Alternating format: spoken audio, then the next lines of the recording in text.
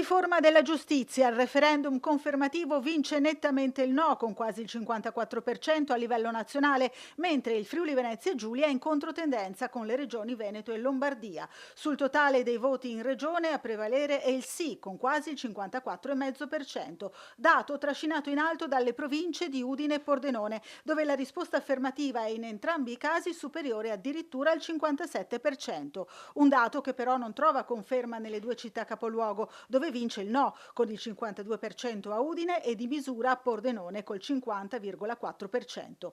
Votano secondo il trend nazionale invece sia le province che i comuni di Trieste e Gorizia. I contrari alla riforma della giustizia sono il 52% nel capoluogo regionale e salgono al 53% nella provincia di Trieste. La percentuale è più risicata, poco più del 50% nel comune di Gorizia, sale al 52% nella provincia isontina.